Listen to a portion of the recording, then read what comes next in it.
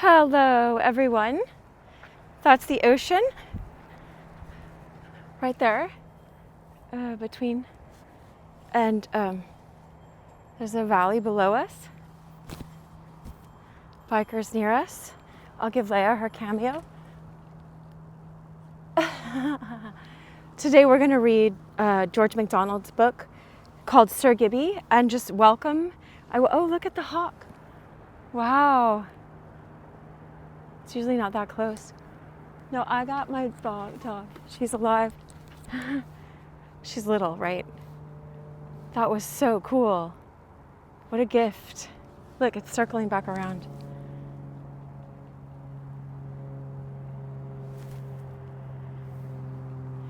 So I like reading out in nature. This is a book from Scotland in the 1800s. And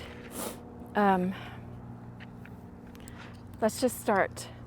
My name is Dr. Cheryl Meyer. I am a psychologist in my day job. And I got that way too high. But anyway, I have George MacDonald was the spiritual mentor of C.S. Lewis. There's the ocean. If the clouds lift, then we'll see it more. But so I love C.S. Lewis. I did a life study pretty much on C.S. Lewis. I have bookshelves full of his books and people that influenced him. And so George MacDonald, he said he never wrote a book. C.S. Lewis never wrote a book where he didn't quote George MacDonald directly or indirectly. All right, I'm going to... Anyway. So C.S. Lewis was an atheist. He grew up somewhat Christian and then became atheist and then came back to Christianity. But I welcome all faiths. This is just a book we're going to enter into. I do my best to not comment a lot. You'll laugh if you've been here a while. Sometimes I comment if I'm given something to say. Here, Leia, I forgot to hold on to her leash. All right.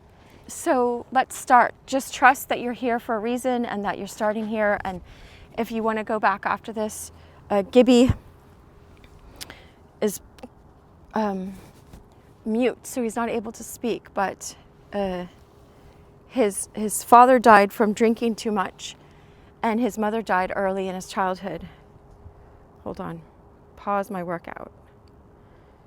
Paused. Okay. So welcome. We're on this chapter called The Quarry.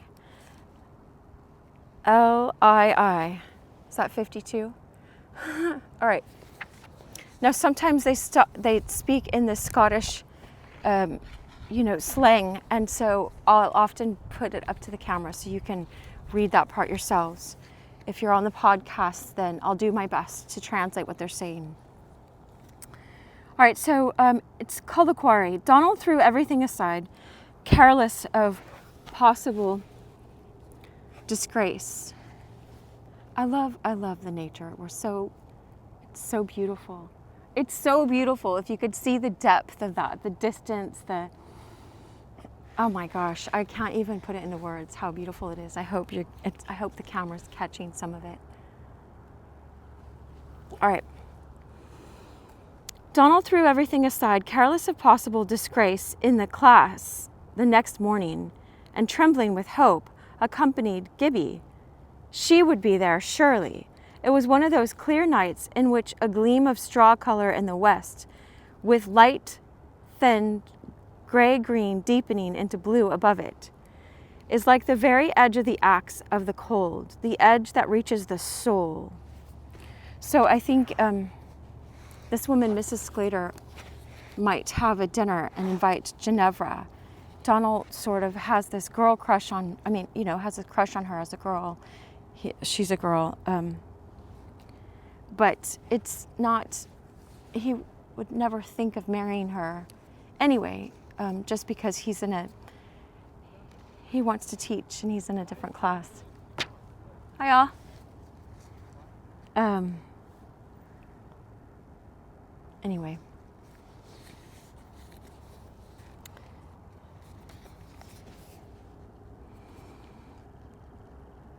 The edge that reaches the soul.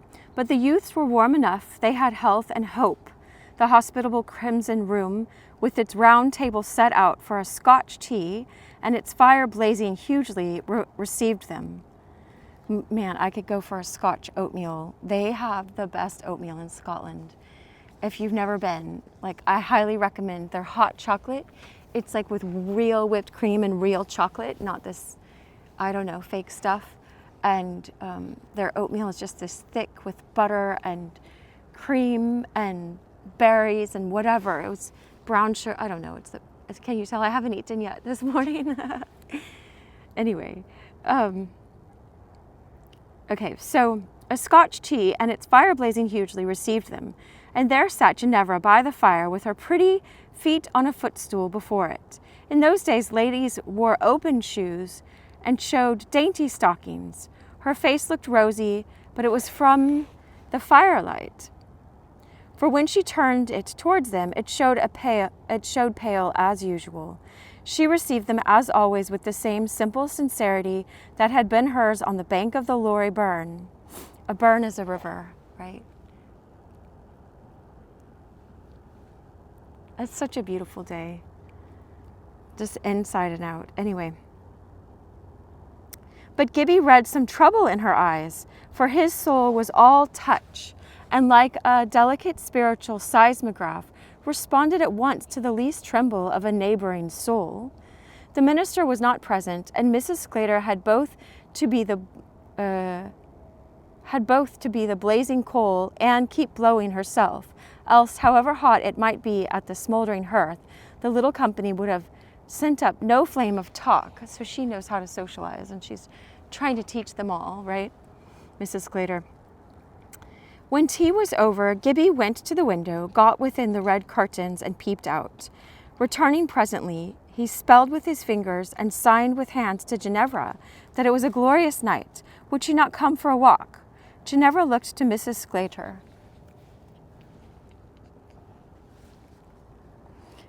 Gibbie wants me to go for a walk, she said. Certainly, my dear, if you are well enough to go with him, replied her friend.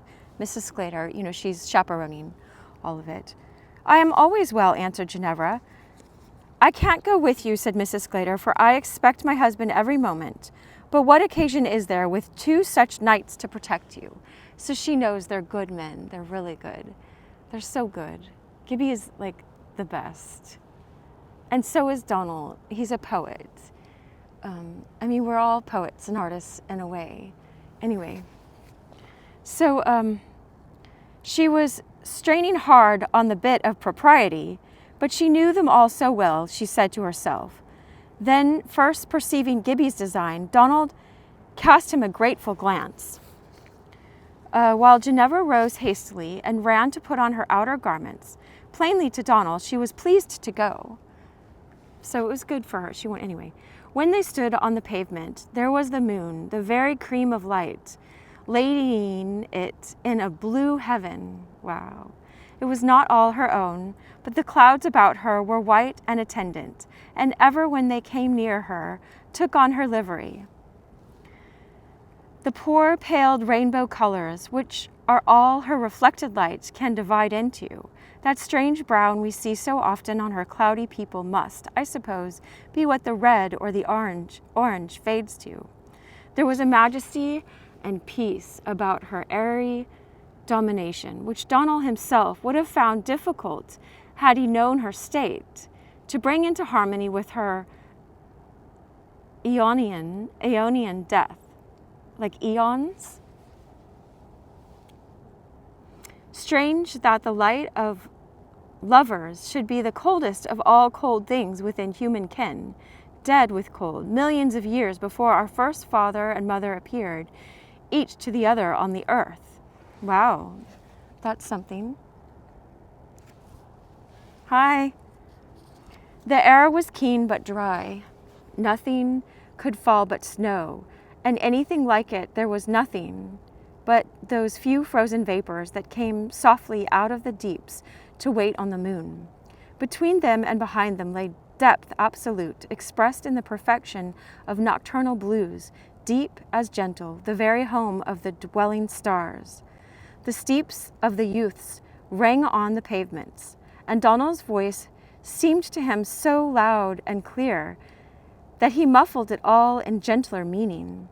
He spoke low, and Ginevra answered him softly. They walked close together, and Gibbie flitted to and fro, now on this side, now on that, now in front of them, now behind. Wow, what a beautiful evening. I'm going to lower this a little.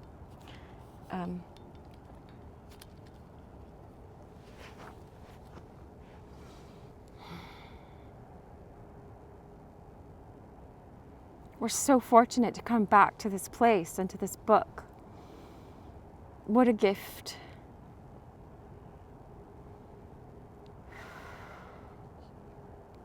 Because when do we just sit and read,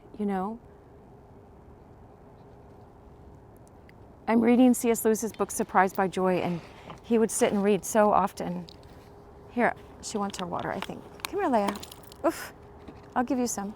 Or maybe she's looking for something. Hold on. All right, here's your water. Hold on, let me put it in.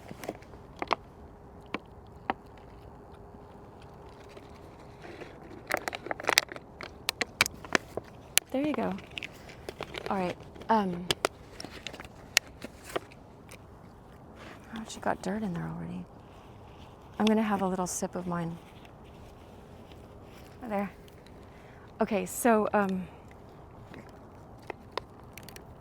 oh, he wanted to ask this. I see what's next. Okay, so hold on. It says,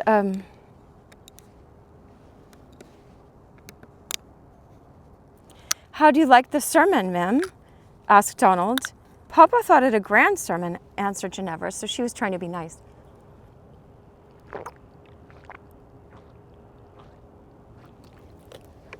They know this guy Fergus, who became a minister, but he doesn't, he's all pomp and show, and, hardly, I don't even know if I think George MacDonald is sort of saying in this book he's not even a Christian and he's a pastor, he's a minister. But C.S. Lewis says that too.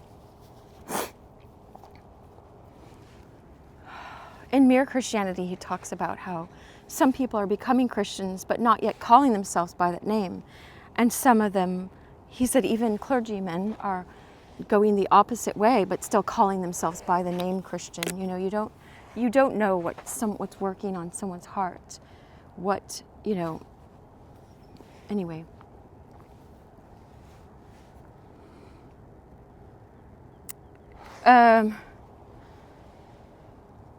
Papa thought it a grand sermon, answered Ginevra. And yourself, persisted Donald. Papa tells me I am no judge, she replied.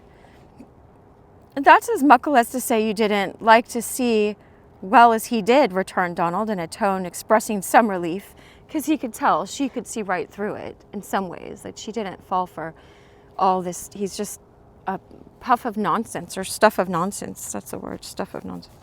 He's just talking. Anyway. Mr. Duff is very good to my father, Donald, she rejoined, and I don't like to say anything against his sermon, but all the time I could not help thinking whether your mother would like this and that. For Donald, any good there is in me I have got from her, and from Gibbie, and from you, Donald. The youth's heart beat with a pleasure that rose to physical pain. Had he been a winged creature, he would have flown straight up. But being a sober, wingless animal, he stumped on with his 2 happy legs. Gladly would he have shown her the unreality of Fergus, that he was a poor, shallow creature, with only substance enough to carry show and seeming. But he felt just, because he had reason to fear him, that it would be unmanly to speak the truth of him behind his back, except in the absolute necessity of rectitude, like if he needed to, so that someone wouldn't be fully led astray or something, right? But not to gossip. That's a good distinction that George MacDonald just gave us. He felt also that if Ginevra owed her father's friend such delicacy, he owed him at least a little silence. For was he not under more obligation to this same shallow-pated orator than to all eternity could wipe out, even if eternity carried it the possibility of wiping out an obligation? Because this guy Fergus, so Donald Donald was a farmhand on Fergus's father's farm, and Fergus used to give him books to read. It's at the beginning of this book, so you can go back and listen to the beginning, or just trust that you're here. Like, this story will speak to your soul. Stories transform us, and they help us see more clearly how to walk in this world, and just enter in. And I trust George MacDonald is such a deep soul. That's why, like, every word is so meaningful and so transformative. But you have to have the eyes to see. I pray, God, you give the people here eyes to see. In Jesus' name. Few men understand, but Donald did, that he who would cancel an obligation is a dishonest man. I cannot help it that many a good man, good that is, because he is growing better, must then be reckoned in the list of the dishonest. He is in their number until he leaves it. God, help us not to be dishonest. I love what he was saying. Good and growing better. That's good. That's real good, because God is sanctifying us. He justifies us, sanctifies us, and he's going to glorify us in a new body. Anyway. Donald remaining silent, Ginevra presently returned him his own question. How did you like the sermon, Donald? Do you want me to say, ma'am? He asked. I do, Donald, she answered. Well, I would just say, in a general way, as I cannot think muckle of any sermon it might give a body think more than the preacher, nor him, as it comes to preach about. I mean, I don't see how anybody was to love God or his neighbor a jot the more for hearing that Jan's sermon last night. It's okay, here's the Scottish. So you can translate it and put it in the comments for us if you know more. I say sometimes, and I put it in the commentary. The book is, the ebook link is here, and you can look at it yourself, any of this. And there is a person that does translate it that knew it from the Scottish broke, whatever. But might not some be frightened by it and brought to repentance, Donald, suggested the girl, because he talked all about hell and, went all over the place. Hold on.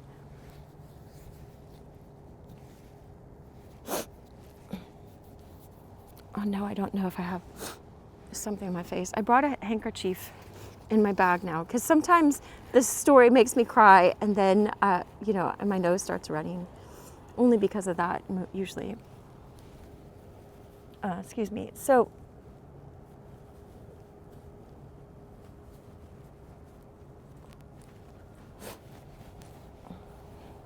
all right.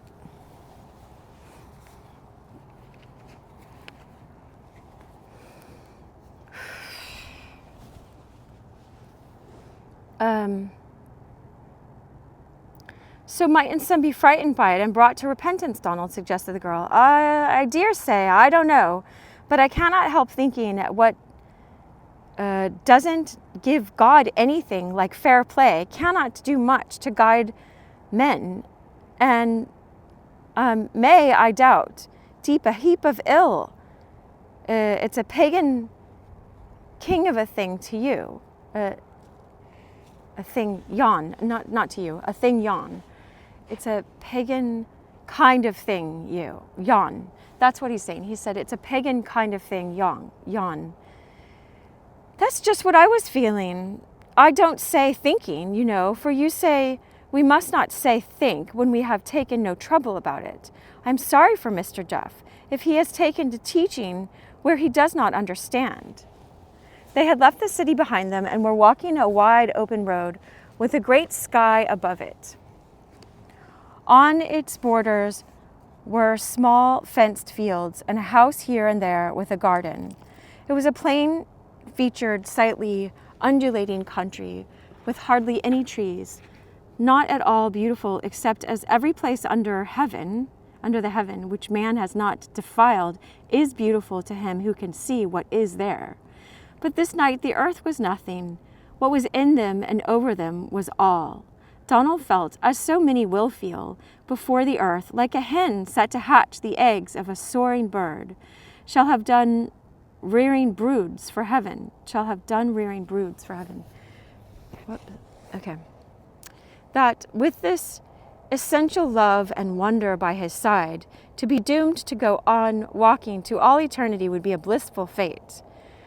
Were the landscape turned to a brick field and the sky to a persistent gray. So he's just in this kind of like puppy love of a way. But he had already told Gibbie that he never wanted to marry. He just wanted to teach and learn, and who knows. Anyway. Would you not take my arm, ma'am? He said at length, summoning courage. I just find myself like a horse with a rein, Bracken given myself through the air this gate. Anyway, there's more of the Scottish here and here. All right, I'll just put it all here so you can take a screenshot and comment what you think it says, so the other people that are listening on YouTube can just read too, or we'll just go along with it. I forgot, this is a long conversation. And so before he had finished the sentence, Ginevra had accepted the offer. It was the first time. His arm trembled. He thought it was her hand. You're not cold, are you, ma'am? He said. Not the least, she answered. Ma'am, given folk was but made out of the same clay, like as one might say to another, you have me as you have yourself. Yes, Donald, rejoined Ginevra. I wish we were all made out of the poet clay like you. You know, he's such a poet. He sees everything with these beautiful poetry eyes. Whoops. Okay.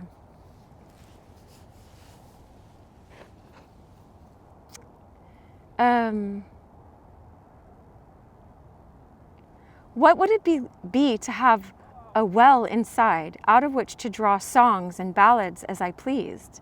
That's what you have, Donald, or rather, you're just a draw well of music yourself. Donald laughed merrily. A moment more, he broke out singing. My thoughts are like fireflies pulsing in moonlight. My heart is a silver cup full of red wine. My soul a pale gleaming horizon, whence soon light will flood the gold earth with a torrent divine. Wow. What's that, Donald? cried Ginevra. Oh, nothing, answered Donald. It was only my heart launching or laughing. I don't know. Is this laughing? Lauchin here. Say the words, said Ginevra. I cannot. I don't know them now, replied Donald. Oh, Donald, are those lovely words gone altogether forever? Shall I not hear them again? I'll try to memor them up when I go home, he said. I cannot now, though. I can't think of nothing but a thing. And what is that, Donald? Yourself, answered Donald. Ginevra's hand lifted just a half its weight from Donald's arm, like a bird that had thought of flying, then settled again. It is very pleasant to be together once more, as in the old time, Donald, though there are no daisies and green fields. But what place is that, Donald? Instinctively, almost unconsciously, she wanted to turn the conversation. The place she pointed to was an opening immediately on the roadside through a high bank, narrow and dark, with one side half lighted by the moon. She had often passed it, walking with her schoolfellows, but had never thought of asking what it was. In the shining dusk, it looked strange and a little dreadful. It's the Muckle Quarry, ma'am, answered Donald. Do you not know that? It's where most of the whole town came out as soon as he known of the place to look at this light. I wonder if you've never saw it. He said saw it, right? Here's more of the talk. And here's this. I'll just show it to you ahead of time in case I forget later. I have seen the opening there, but never took much notice of it before, said Ginevra. Come on, I'll let you see it, rejoined Donald. It's well worth looking into. You have nothing such a place as this. Hold on, there's some animal in the bush. Oh, shoot. Okay. It might be among the granite mountains of Egypt, though they take such freely, such fine blocks out of them as they took out of that place. The sign at sign. You wouldn't be fleet to come and see what the men makes of it, would you, ma'am? No, Donald, I would not be frightened to go anywhere with you, but, ma'am, it makes me right proud to hear you say that. Come away then. So saying, she turned aside and he turned aside and led her into the narrow passage cut through a friable sort of granite. So they quarry the stones there. Gibbie, thinking they had gone to have but a peep and return, stood in the road, looking at the clouds and the moon, and crooning to himself by and by. When he found they did not return, he followed them. When they reached the end of the cutting, Ginevra started at the sight of the vast gulf, the moon showing the one wall, a ghastly grey, and from the other throwing a shadow herself across the bottom. But a winding road went down into it, because these people work in it. And Donald led her on. She shrunk at first, drawing back from the profound, mysterious-looking abyss, so awfully still. But when Donald looked at her, she was ashamed to refuse to go farther, and indeed almost afraid to take her hand from his arm. So he led her down the terrace road.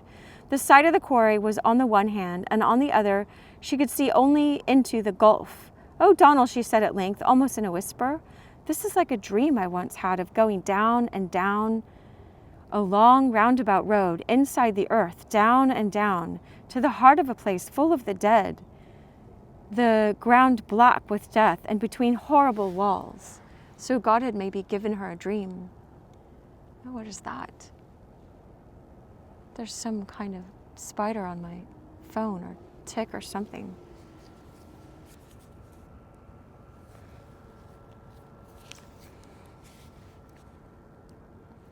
On the camera. Donald looked at her. His face was in the light reflected from the opposite grey precipice. She thought it looked white and strange, and grew more frightened, but dared not speak. Presently, Donald again began to sing, and this is something like what he sang. The best song in the world, tribute. To quote Tenacious D. "Death, I where you bide, old death, I bide in ilka breath." Quote Death, "Nor in the pyramids, and no the worms amids, neath coffin lids, I abide in where life has been, and where is no more to be done. Death, where do you bide, old death, with the leaving to death at's laith. Quote Death,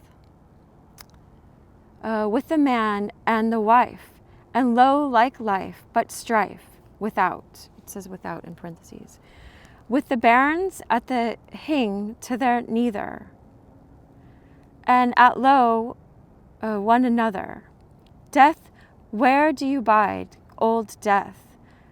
Abun ye about and aneath?" Quote Death, "But oh the arts, and oh the parts and hearts, when the tame to the tither says nah, and the north wind begins to blaw." All right, here, you can read the poem, and I'm sure it's super pretty when someone with a Scottish accent can read it for us. I have this on Audible with a guy that has a Scottish accent, so I love that, but I haven't listened very recently. I want to read again after this, but I didn't want to get ahead of us, right?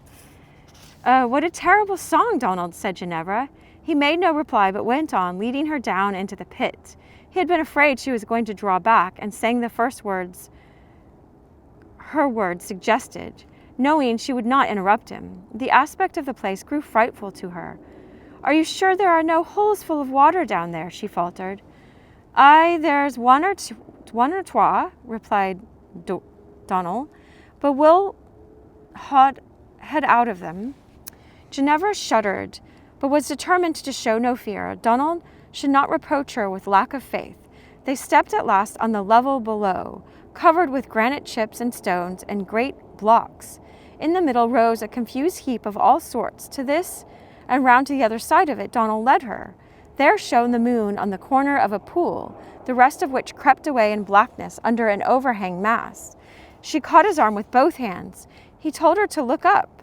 Steep granite rock was above them, all round, and on one side dark, on the other mottled with the moon and the thousand shadows of its own roughness.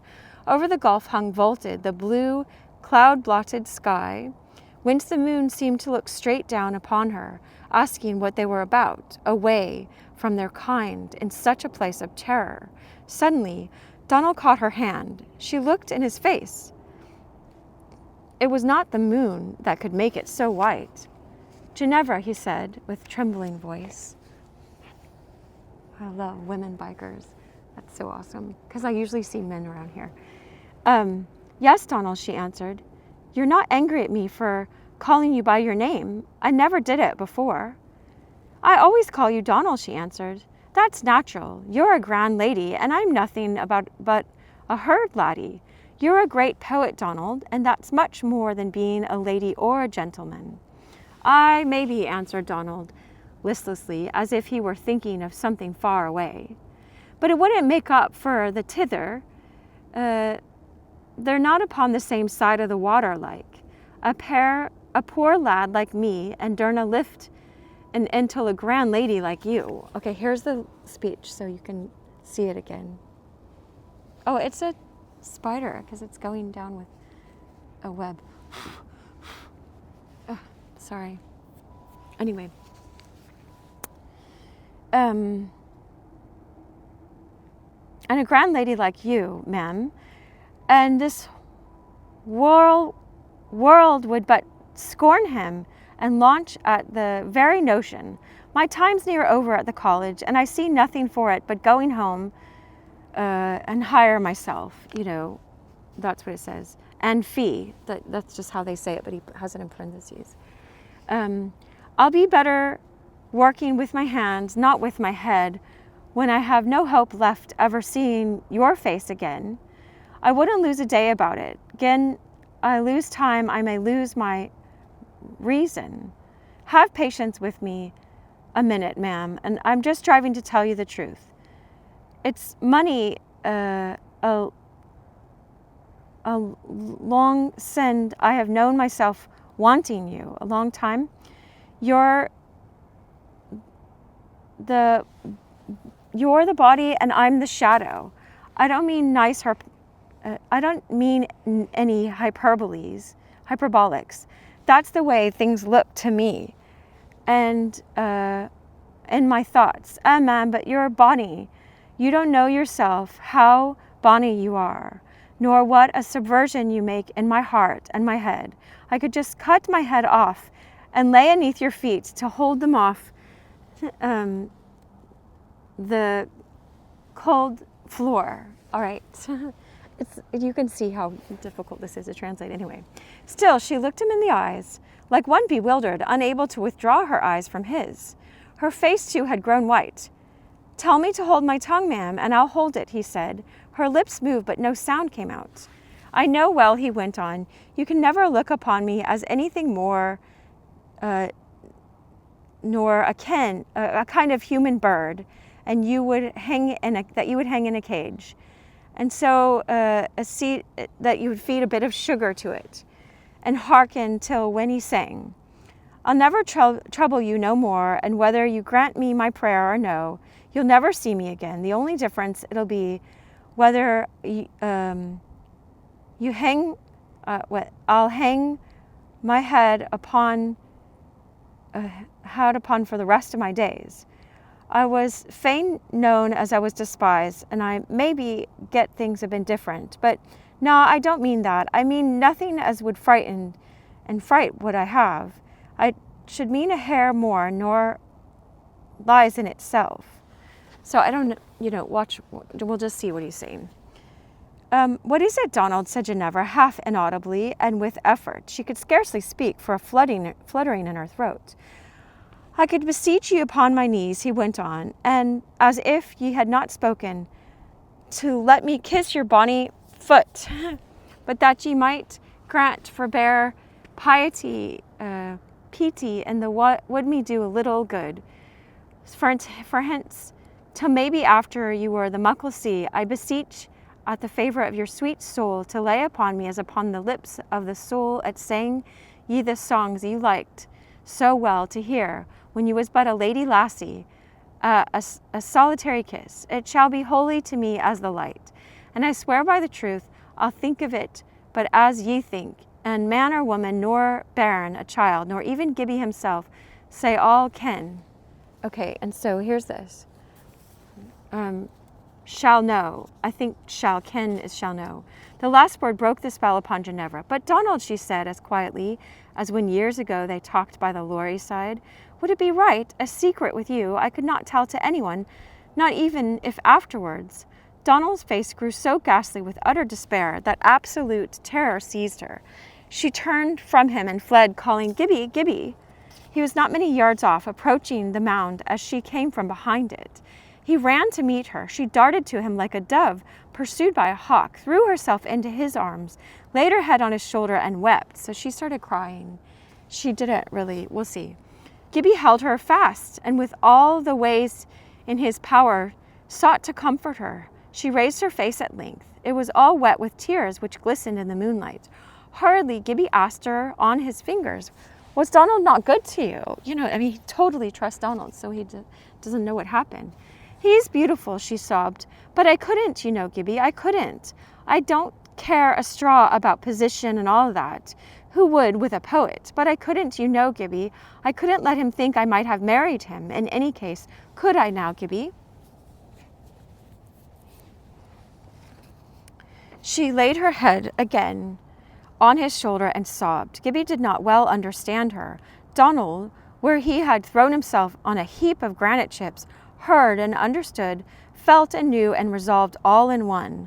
The moon shone and the clouds went, flitting like ice flow about the sky, now gray and distant, now near the moon and white, now in her very presence and adorned with her favor on their bosoms, now drifting again into the gray, and still the two, Ginevra and Gibbie, stood motionless, Gibbie with the tears in his eyes, and Ginevra weeping as if her heart would break, and behind the granite blocks lay Donald. Again Ginevra raised her head. Gibbie, you must go and look after poor Donald, she said. Gibbie went, but Donald was nowhere to be seen.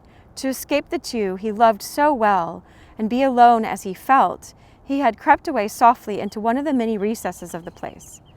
Again and again, Gibbie made the noise with which he was accustomed to call him. They had their own whistles and stuff. But he gave no answer, and they understood that wherever he was, he wanted to be left to himself. They climbed again the winding way out of the gulf and left him the heart of the desolation. Take me home, Gibbie, said Ginevra, when they reached the high road. As they went, not a word more passed between them. Ginevra was as dumb as Gibbie. Gibbie's not able to speak, so he's dumb in that way. He's really intelligent. So anyway, and Gibbie was sadder than he had ever been in his life, not only for Donald's sakes, but because in his inexperienced heart he feared that Ginevra would not listen to Donald because she could not, because she had already promised herself to Fergus stuff, and he hopes not that. And with all his love to his kind, he could not think it well that Fergus should be made happy at such a price, because she's so precious, He knows her to be precious, and Fergus Duff is just a fake in a way, He left her at her own door and went home, hoping to find Donald there before him. He was not there. Hour after hour passed, and he did not appear. At 11 o'clock, Gibbie set out to look for him, but with quite little hope of finding him. He went all the way back to the quarry, thinking it possible he might be waiting there, expecting him to return without Ginevra. The moon was now low, and her light reached but a little way into it, so that the look of the place was quite altered, and the bottom of it almost dark. But Gibbie had no fear. He went down to the spot, almost feeling his way where he had stood, got upon the heap, and called and whistled many times, but no answer came. Donald was away. He did not himself know where, wondering wherever the feet in his spirit led him. Gibbie went home again and sat up all night, keeping the kettle boiling, ready to make tea for him the moment he should come in. But even in the morning, Donald did not appear. Gibbie was anxious, for Donald was unhappy. He might hear of him at the college, he thought, and went at the usual hour. Sure enough, as he entered the quadrangle, there was Donald going in at the door leading to the moral philosophy classroom. For hours, neglecting his own classes, he watched about the court, but Donald never showed himself. Gibbie concluded he had watched to avoid him and had gone home by Crown Street and himself returned the usual and shorter way, sure almost of now finding him in his room, although probably with the door locked. The room was empty, and Mistress Murchison had not seen him. Donald's final examination, upon which alone his degree now depended, came on the next day. Gibbie watched at a certain corner and, unseen, saw him pass, with a face pale but strong eyes that seemed not to have slept, and lips that looked the inexorable warders of many sighs. After that, he did not see him once till the last day of the session arrived. Then in the public room he saw him go to receive his degree. Yay, that's awesome. Never before had he seen him look grand, and Gibbie knew that there was not any evil in the world except wrong, but in it had been the dreariest week he had ever passed. As they came from the public room, he lay in wait for him once more, but again in vain. He must have gone through the sacristan's garden behind. When he reached his lodging, he found a note from Donald waiting him, in which he bade him good-bye and said he was gone to his mother and asked him to pack up his things for him. He would write to Mistress Murchison and tell her what to do with the chest, to send it. They could send it on a coach or something, right? Chapter LIII 53, A Night Watch. A sense of loneliness, such as in all his forsaken times he had never felt, overshadowed Gibbie when he read this letter. So Gibbie had been alone for so much of his life. Even his dad really wasn't. He walked his father home drunk from the whiskey house, basically, and his dad would cobble shoes while Gibbie looked around the city and helped people find things that were lost when he was a little boy. He was altogether perplexed by Donald's persistent avoidance of him. He had done nothing to hurt him, and knew himself his friend in his sorrow as well as in his joy. He sat down in the room that had been his and wrote to him as often as he raised his eyes, for he had not shut the door. He saw the dusty sunshine on the old furniture. It was a bright day, one of the pursuivants of the yet distant summer. But how dreary everything looked, how miserable and heartless now Donald was gone, and would never regard those things any more. When he had ended his letter, almost for the first time in his life, he sat thinking what he should do next. It was as if he were suddenly becalmed on the high seas. One wind had ceased to blow, and another had not begun. It troubled him a little that he must now return to Mr. Sclater, and once more feel the pressure of a nature not homogeneous with his own. But it would not be for long, so Mr. Sclater was in charge of his inheritance until he's 21. But Mr. Sclater, had all these mechanisms to try to control and manipulate, and he didn't realize he was evil in those ways, or whatever you want to call it. He was a preacher as well, but you could call a Christian, perhaps. He called himself a Christian minister, but he's learning. He's like, Jesus never meant us to apply the Bible to our lives. Something like that earlier. You can read it. Look at the sun's like bright and shining now. Anyway. Get off, Spider. Anyway. Mr. Sclater had thought of making a movement towards gaining an extension of his tutelage beyond the ordinary legal period on the ground of unfitness in his ward for the management of his property. See, he's always scheming, right? But Gibbie's character and scholarship and the opinion of the world which would follow failure had deterred him from the attempt. In the month of May, therefore, when, according to the registry of his birth in the parish book, he would be of age, he would also be, as he expected, his own master, so far as other mortals were concerned. As to what he would then do, he had thought much and had plans, but no one knew anything of them except Donald, who had forsaken him. He was in no haste to return to Dower Street. He packed Donald's things, with all the books they had bought together, and committed the chest to Mistress Murchison. She owned this furniture shop, and they were renting out 2 rooms, one each. He then told her he would rather not give up his room just yet, but would like to keep it on for a while and come and go as he pleased. To which the old woman replied, "As you will, Sir Gibbie. Come and go as free as the wind. Make my house as if it was your own. He told her he would sleep there that night, and she got him his dinner as usual, after which, putting a Greek book in his pocket, he went out thinking to go to the end of the pier and sit there a while. He would gladly have gone to Ginevra, but she had prevented him when she was at school, and he had never asked him since she left it. But Gibbie was not ennuyé. Is this French word? Anyway, E-N-N-U-Y-E with an accent on the E. The pleasure of his life came from the very roots of his being, and would therefore run into any channel of his consciousness. Neither was he greatly troubled. Nothing could put rancors in the vessels of his peace. That's wonderful. I was meditating on John 14:27 on the way here. Peace I leave with you, my peace I give to you, Jesus is speaking. Not as the world gives, give I unto you. So do not let your heart be troubled, neither let it be afraid. Don't let it be timid, and don't let it be tossed about. Don't let it be pulled out of this calmness. Jesus is telling that. My shalom, my wholeness, my peace I give to you.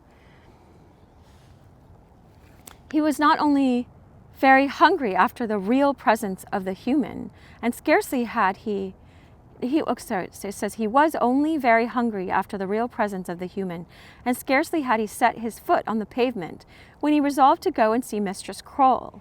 The sun, still bright, was sinking towards the west, and a cold wind was blowing. He walked to the market, up to the gallery of it, and on the farther end, greeting one another of the keepers of the little shops, until he reached that of Mistress Croll. She was overjoyed at sight of him, and proud the neighbors saw the terms they were on. She understood his signs and finger speech tolerably, and held her part of the conversation in audible utterance, so she could speak back to him and understand what he was signing, right? She told him that for the week past Donald had occupied her garret. She did not know why, she said, and hoped nothing had gone wrong between them. Gibbie signed that he could not tell her about it there, but would go and take tea with her in the evening. I'm sorry I cannot be home so early, she replied. I promised to take my dish with Mistress Green, the kale wife, you know, Sir Gibbie. Gibbie nodded, and she resumed. But given you would take log of Finahaddies with me at 9 o'clock, I would be proud. So I don't know what that means, but like come over for tea then. Anyway, Gibbie nodded again and left her. All this time he had not happened to discover that the lady who stood at the next counter, not more than a couple yards from him, was Miss Kimball. That was the teacher of Ginevra, which was the less surprising in that the lady took some trouble to hide the fact, so she hid herself. She extended her purchasing when she saw who was shaking hands with the next stall keeper, but kept her face turned from him, heard all Miss Croll said to him, and went away asking herself what possible relations, except objectionable ones, could exist between such a pair. She knew little or nothing of Gibbie's early history, for she had not been a dweller in the city when Gibbie was known, as well as the town cross, as well as, like, you know, the cross in the town, or the town crossing, to almost every man, woman, and child in it, else perhaps she might, but I doubt it, have modified her conclusion. Her instinct was in the right, she said with self-gratulation. He was a lad of low character and taste, just what she had taken him for the first moment she saw him, because he wasn't in his fancy gentleman clothes yet, right? She ran him off with an umbrella. Her friends could not know what he was. She was bound to acquaint them with his conduct, and first of all, in duty to her old pupil, she must let Mr. Galbraith know what sort of friendships this Sir Gilbert, his nephew, cultivated. She went therefore straight to the cottage. Fergus was there when she rang the bell. Mr. Galbraith looked out, and seeing who it was, retreated, the more hurriedly that he owed her money, and imagined she had come to ask him for it. But when she found to her disappointment that she could not see him, Miss Kimball did not therefore attempt to restrain a little longer the pent-up waters of her secret. Mr. Duff was a minister now, you know, this fake guy, but anyway, and the intimate friend of the family. She would say what she had seen and heard. Having then first abjured all the love of gossip, she told her tale, appealing to the minister whether she had not been right in desiring to let Sir Gilbert's uncle know how he was going on.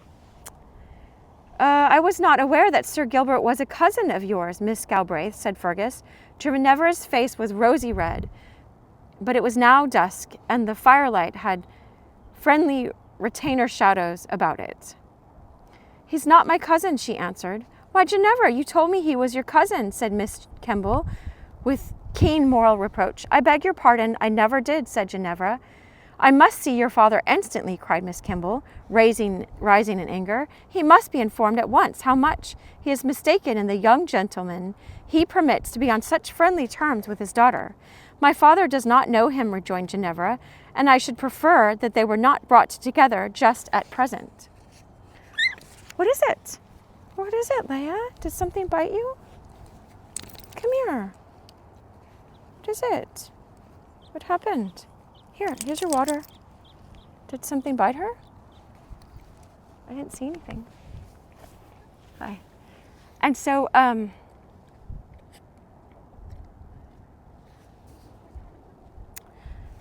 you quite shock me, Ginevra, said the schoolmistress, resuming her seat. You cannot mean you say you cherish an acquaintance with a young man of whom your father knows nothing and whom you dare not introduce to him? Right, back in those days, this was what, to explain would have been to expose her father to blame, because he had had Sir Gilbert beaten as a child for no reason, but he mistook him and it was a mess. But anyway, that's at the beginning. I have known Sir Gilbert from my childhood, she said. Is it possible your duplicity reaches so far? Cried Miss Kemble, assured in her own mind that Ginevra had said he was her cousin. Fergus thought it was time to interfere. I know something of the circumstances that led to the acquaintance of Miss Galbraith with Sir Gilbert, he said, and I am sure it would only annoy her father to have any allusion made to it by you. Excuse me, Miss Kemble, who is comparatively a stranger. I beg you will leave the matter to me. Fergus regarded Gibbie as a half-witted fellow and had no fear of him. He was part of the beating. Hi, y'all.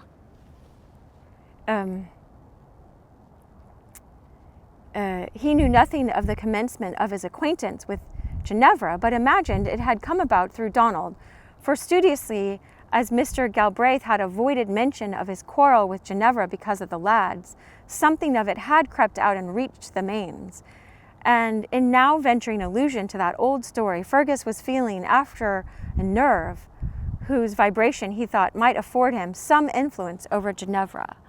All right, so anyway, he spoke authoritatively, and Miss Kemble, though convinced it was a mere pretense of her graceless pupil that her father would not see her, had to yield and rose. Mr. Duff rose also, saying he would walk with her. He returned to the cottage, dined with them, and left about 8 o'clock. Already well acquainted in the city to learn without difficulty where Mistress Croale lived, and having nothing very particular to do, he strolled in the direction of her lodging and saw Gibbie go into the house. Having seen him in, he was next seized with a desire to see him out again. Having lain in wait for him as a beneficent brownie, he must now watch him as a profligate baronet, forsooth. Profligate. To haunt the low street until he should issue was a dreary prospect. In the east wind of a March night, with some giant up above seemed sowing with great handfuls of rain seed. But having made up his mind, he stood his ground. For 2 hours he walked vaguely, cherishing an idea that he was fulfilling a duty of his calling as a moral policeman. Oh, he's horrible. Anyway, I'll let you make your own judgment. When at length Gibbie appeared, he had some difficulty in keeping him in sight, for the sky was dark, the moon was not yet up, and Gibbie walked like a swift shadow before him. Suddenly, as if some old association had waked the old habit, he started off at a quick trot. Fergus did his best to follow. As he ran, Gibbie caught sight of a woman seated on a doorstep almost under a lamp. A few paces up a narrow passage, stepped within the passage, and stood in a shadow watching her. She had turned the pocket of her dress inside out and seemed unable to satisfy herself that there was nothing there but the hole, which she examined again and again, as if for the last news of her last coin. Too thoroughly satisfied at length, she put back the pocket and laid her head on her hands. Gibbie had not a farthing. Oh, how cold it was, and there sat his own flesh and blood shivering in it. He went up to her. The same moment Fergus passed the end of the court. Gibbie took her by the hand. She started in terror, but his smile reassured her. He drew her, and she rose. He laid her hand on his arm, and she went with him.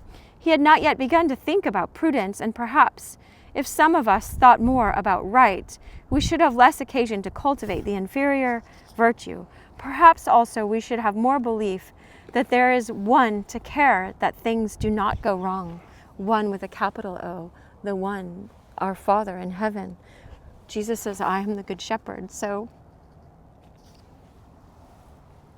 my mom used to say, do what's right no matter what's wrong, but that just means do what's right no matter how difficult. But this is a different occasion where it's like God will take care of him even though it's not the highest propriety in that town. He's not doing something wrong, but anyway. Fergus had given up the chase and having met a policeman was talking to him when Gibbie came up with the woman on his arm and passed them. Fergus again followed, sure of him now. Had not fear of being recognized prevented him from passing them and looking, he would have seen only a poor old thing, somewhere about 60. But if she had been beautiful as the morning, of course, Gibbie would have taken her all the same. He was the Gibbie that used to see the drunk people home. Gibbies like him do not change, they grow. Wow. The whole book was worth that line. After following them through several streets, Fergus saw them stop at a door. Gibbie opened it with a key, which his spy imagined the woman gave him. They entered and shut it, almost in Fergus's face, as he hurried up, determined to speak. Gibbie led the poor shivering creature up the stair, across the chaos of furniture, and into his room in the other corner next to Donald's. To his joy, he found the fire was not out. He set her in the easiest chair he had, put the kettle on, blew the fire to a blaze, made coffee, cut bread and butter, got out a pot of marmalade, and ate and drank with his guests. She seemed quite bewildered and altogether unsure. I believe she took him at last, finding he never spoke, for half crazy, as not a few had done, and as many would yet do. She smelt of drink, but was sober, and ready enough to eat. When she had taken as much as she would, Gibbie turned down the bedclothes, made a sign to her she was to sleep there, took the key from outside of the door and put it in the lock on the inside, nodding a good night, and left her, closing the door softly, when he heard her lock behind him and going to Donald's room where he slept. In the morning he knocked at her door, but there was no answer, and opening it he found she was gone. When he told Mistress Murkison what he had done, he was considerably astonished at the wrath and indignation which instantly developed themselves in the good creature's atmosphere. So she was such a good person, this Mistress Murkison, but she knew more about people and stuff than he was only 21, right? She sold furniture and I don't know what else. She lived her life, but she was a good woman. An indignation which instantly developed themselves in the good creature's atmosphere. That her respectable house should be made a hiding place from the wind and a covert from the tempest was infuriating. Without a moment's delay, she began sweeping and scrubbing and general cleansing of the room, as if all the devils had spent the night in it. And then, for the first time, Gibbie reflected that, when he ran about the streets, he had never been taken home, except once, to be put under the rod and staff of the old woman, this one woman that beat him. She's going to teach him school or something. But anyway, if Janet had been like the rest of them, he would have died upon Glashgar, or be now wandering about the country doing odd jobs for halfpence. So Janet is Donald's mother. He took him in when he was beaten and left without clothes, without anything. Anyway, he had to run because they were going to shoot him or something. Anyway, but Janet took him in as if he was Christ himself. She had just been reading her gospel. And Jesus says, when you give a cup of cold water to someone in my name, you're giving that cold water to me. It's such a beautiful, it's true, right? He must not do like other people, would not, could not, dare not be like them. He had had such a thorough schooling in humanity as nobody else had had. He had been to school in the streets, in dark places of revelry and crime, and in the very house of light, When Mistress Murkison told him that if he ever did the like again, she would give him notice to quit, he looked her in her face. She stared a moment in return, then threw her arms round his neck and kissed him. "You're the bonniest creature, a muckle idiot, as ever man saw," she cried, "and don't you know that taking the better care you soon have afore you know where or what you're about?" Her feelings, if not her sentiments, experienced a relapse when she discovered that one of her few silver teaspoons was gone, which beyond a doubt the woman had taken. She abused her and again scolded Gibbie with much vigor, but Gibbie said to himself, "The woman is not bad, for there were 2 more silver spoons on the table. Even in the matter of stealing, we must think of our own being before our neighbor's mote. It's not easy to be honest. There's many a thief who is less a thief than many a respectable member of society. The thief must be punished, and assuredly the other shall not come out until he has paid the uttermost farthing." Gibbie, who would have died rather than cast a shadow of injustice, was not shocked at the woman's depravity like Mistress Murkison. I'm afraid he smiled. He took no notice either of her scoldings or her lamentations. But the first week after he came of age, he carried her a present of 12 silver spoons, right? 12 spoons. Fergus could not tell Ginevra what he had seen, and if he told her father, she would learn that he had been playing the spy. To go to Mr. Sclater would have compromised him similarly. And what great occasion was there? He was not the fellow's keeper. That same day, Gibbie went back to his guardians. At his request, Mrs. Sclater asked Ginevra to spend the following evening with them. He wanted to tell her about Donald. She accepted the invitation, but in a village near the foot of Glashgar, Donald had that morning done what was destined to prevent her from keeping her engagement. He had posted a letter to her. In an interval of comparative quiet, "Hi, how are you?" All right, I'm going to end now. Much love.